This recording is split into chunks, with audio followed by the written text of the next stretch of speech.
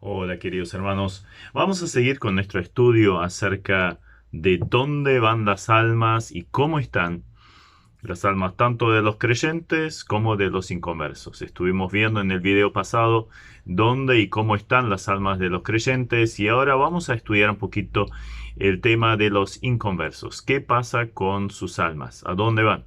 Para eso vamos a leer el pasaje de Lucas 16 a partir del versículo 19.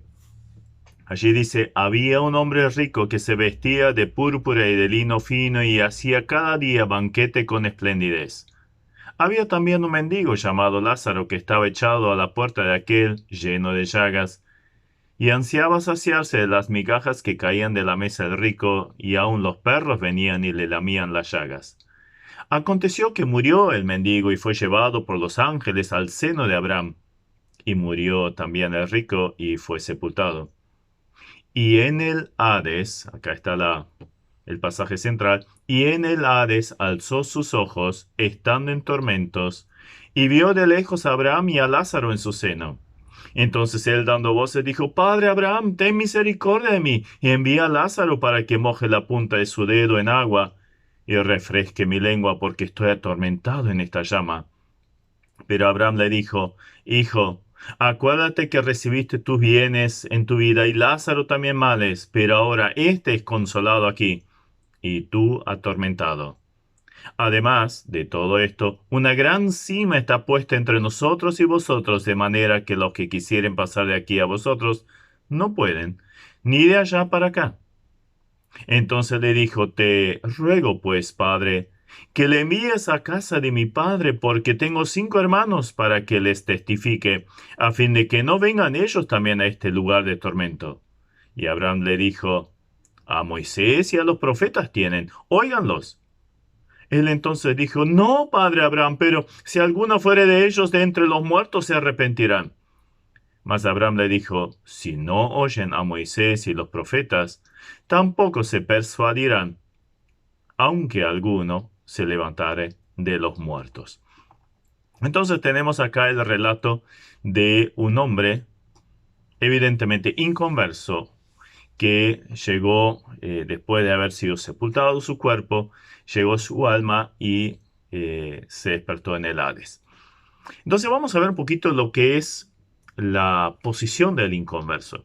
En contraposición a la posición del creyente que es o que está en Cristo, ¿qué pasa con el inconverso? Y justamente lo contrario. Ellos están separados, alejados de la ciudadanía celestial y no reconocidos por Cristo. Se encuentran sin Cristo, sin Dios, sin esperanza en este mundo, como dice Efesios 12. La ira de Dios está sobre ellos, Juan 3:36. Ahora, ¿dónde van? Lo hemos visto en esta historia. Van al Hades, y en el Hades alzó sus ojos, decía nuestro pasaje. Su estado era miserable en gran manera, así como las almas de los creyentes entran a disfrutar de los gozos celestiales. Los inconversos, el alma de ellos, tan pronto como se separan de la morada de la carne, se hallan en tormentos y sufrimientos sin remedio, sin pausa y sin fin. Pero ¿cómo era el estado del alma de este inconverso? Es, en primer lugar, una existencia consciente, así como los creyentes, absolutamente consciente. Eh, el hombre rico en el Hades sentía, hablaba, razonaba, recordaba, rogaba, protestaba, y lo más trágico, sufría sin poder revertir absolutamente nada. Entonces, las almas de los inconversos se encuentran en el Hades absolutamente conscientes de una situación irreversible. También es una existencia en tormento. Varias veces aparece esa expresión de atormentado. Estoy atormentado en esta llama. El verbo en el original da la idea de estar en una angustia dolorosa similar. La misma expresión se utiliza para los dolores de parto. Obviamente, cuando hablamos allí de llama, es un símbolo del remordimiento que el rico siente por haberse conducido de una forma que le llevó a este lugar. Ahora bien, asegurar que esta llama es literalmente un fuego material equivale a asegurar que el alma del rico tenía lengua, que el alma de Lázaro tenía un dedo. Evidentemente no es esto así en forma material. Estamos hablando de cuestiones espirituales. Son modos de hablar muy corrientes en la escritura. Entonces el tormento es sobre todo el hecho de la acusación de la conciencia, recordando las oportunidades tenidas y desaprovechadas, y sobre todo la certeza de una eterna separación de Dios. La relevancia que tiene el sufrimiento de la lengua, porque dice que moje la lengua del hombre rico, pareciera indicar que en su vida fue un hombre muy blasfemo, y en los banquetes que se dio no tuvo compasión de los demás, entre ellos Lázaro, que estaba ahí a la puerta. Todo este tormento es acrecentado por ver la felicidad de los justos del otro lado, a la cual por culpa propia ya no tiene acceso. Es una existencia también sin posibilidad de comunicarse con los que están en la tierra, los vivos, aunque se los recuerde porque recordaba de sus hermanos y sabía la cantidad que tenía. No se puede entrar en contacto con ellos. Ahí radica el gran engaño del espiritismo que hace ver supuestamente a un padre, un abuelo, lo que fuera, que haya partido. Hablan igual, están vestidos iguales, pero son cuestiones demoníacas. Es también una existencia encarcelada porque se habla de espíritus encarcelados en 1 Pedro 3:19. Los impíos están encerrados bajo estricta y severa guardia.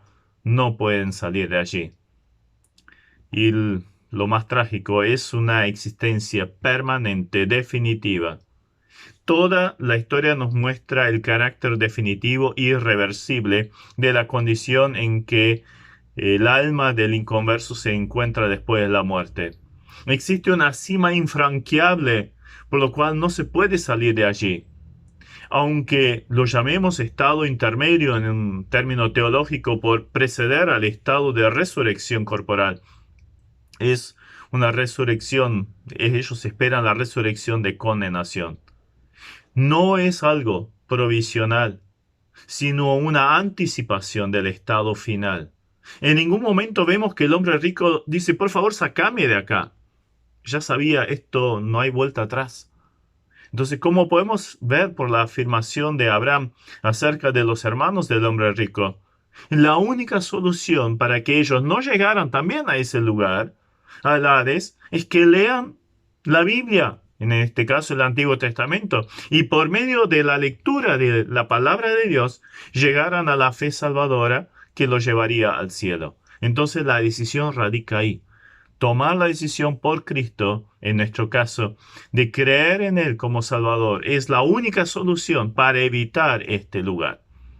Ahora bien, en cuanto a este tema, hay otras creencias más respecto al estado intermedio después de la muerte.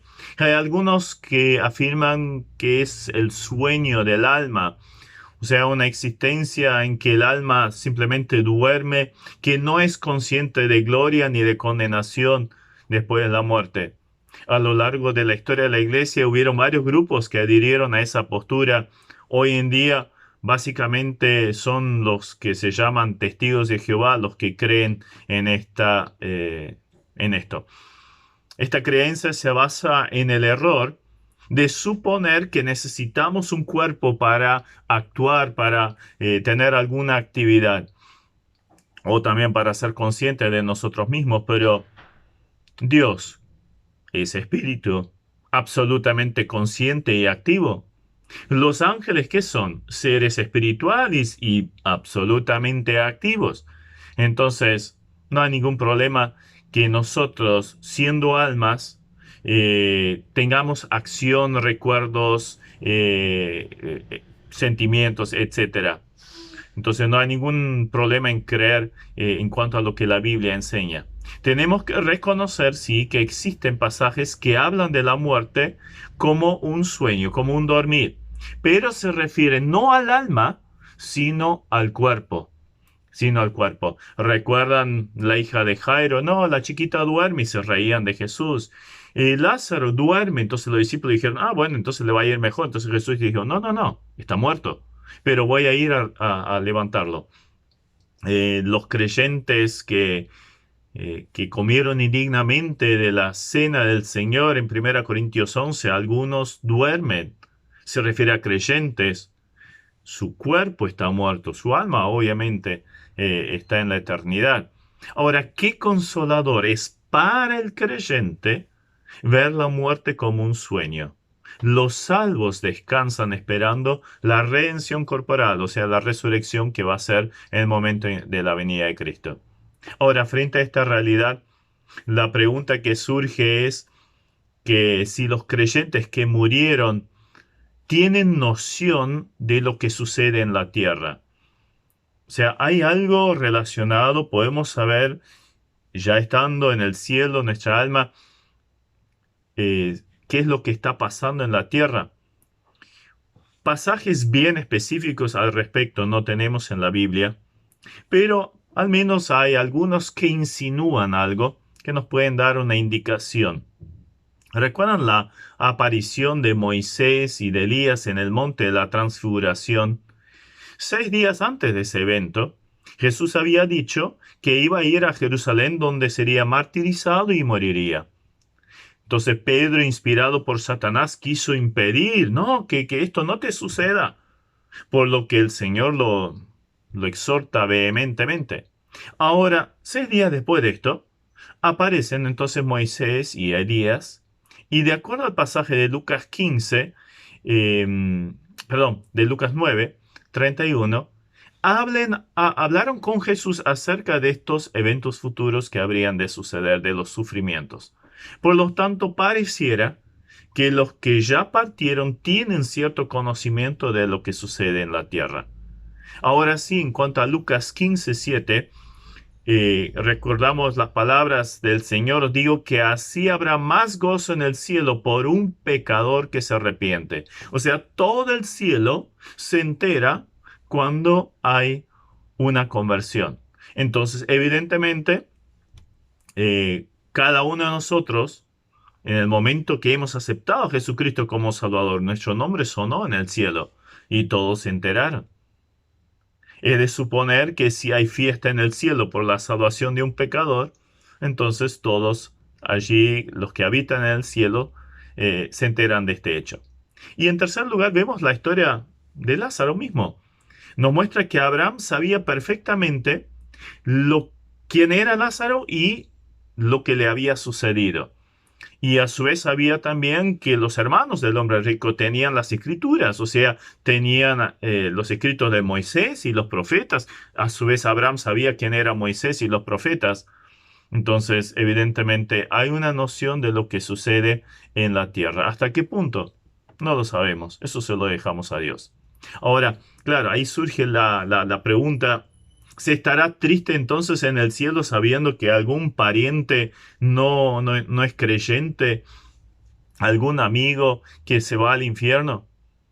En primer lugar, tenemos que saber que los lazos familiares ya no van a ser prioritarios en el cielo, como dijo Jesús mismo. Serán como los ángeles de Dios. Lo central va a ser el Señor Jesucristo.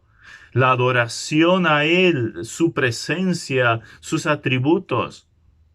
Si recordamos allí en Job 19, cuando Job habla acerca de la resurrección corporal, no dice nada acerca de sus 10 hijos que fallecieron, pero dice, con mis ojos he de ver a Dios, al cual veré por mí mismo y no otro. O sea, estaba enfocado absolutamente a lo que era el Señor.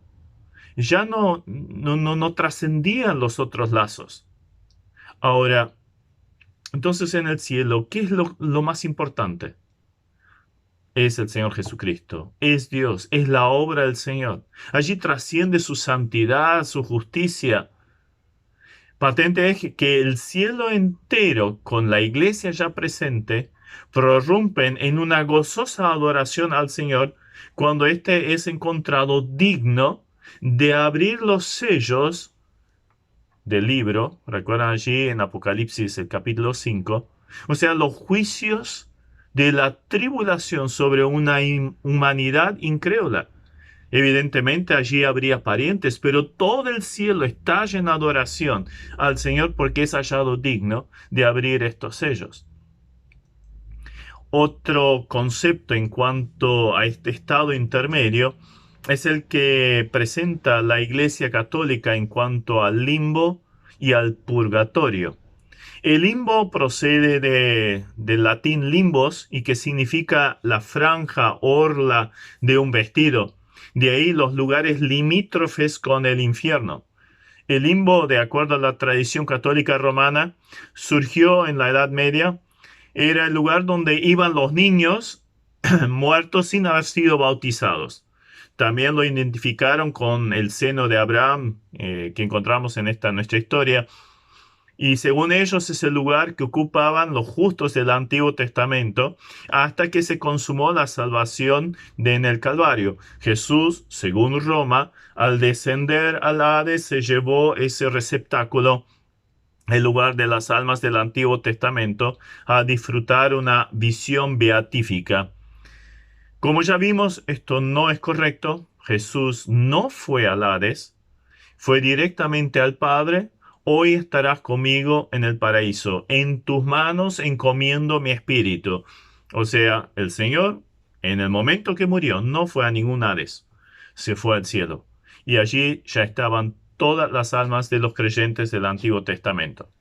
Ahora, desde el año 1992 en el catolicismo se empezó a poner en duda esa doctrina y en el 2007 se publicó un documento con la firma del Papa Benedicto XVI aboliendo en forma definitiva tal creencia acerca del limbo. Pero seguimos con el purgatorio. Esa palabra viene de purgatorium, que se define un fuego purificador y, de acuerdo a la enseñanza de ellos, es el lugar de la purificación penal y temporal. La Iglesia de Roma ha inventado y propagado la idea de que la muerte de Cristo perdona los pecados cometidos antes del bautismo. Por eso se bautiza a los niños de chiquitito. Bueno, todos esos pecados ya han sido borrados. Pero si los bautizados llegan a pecar, o sea, después del bautismo, tienen que pagar por estos pecados en el purgatorio antes de ser admitidos a la presencia de Dios. Solo pueden entrar directamente al cielo los canonizados, o sea, los declarados santos. Pero esto aún se siguen haciendo misas por los papas muertos hace siglos. La primera declaración oficial de esta doctrina fue el 6 de marzo de 1254 y allí citan dos pasajes bíblicos para avalar esa doctrina errónea. Citan Mateo 12:32, donde dice: y cualquiera que dijere alguna palabra contra el Hijo del Hombre le será perdonado, pero el que hable contra el Espíritu Santo no le será perdonado. Y ahí viene lo importante, donde hacen énfasis: ni en este siglo ni en el venidero. Pero este pasaje simplemente lo tenemos que entender como una total falta de perdón de la persona que blasfema al Espíritu Santo. El segundo pasaje que utilizan es 1 Corintios 3:13. La obra de cada uno se hará manifiesta, porque el día la declarará, pues por el fuego será revelada. Y la obra de cada uno, cual sea, el fuego la probará. Pero ¿de qué estamos hablando allí? Estamos hablando de las obras que van a ser juzgadas en el tribunal de Cristo. Simplemente hay que seguir leyendo el contexto y ahí se esclarece todo. Sigue diciendo: si permaneciere la obra de alguno que sobreedificó, recibirá recompensa. Y si la obra de alguno se quemara, él sufrirá pérdida. Si bien, él mismo será salvo, aunque así como por fuego. Entonces, una clara referencia a la recompensa de los creyentes en el tribunal de Cristo. Y no tiene nada que ver con un purgatorio.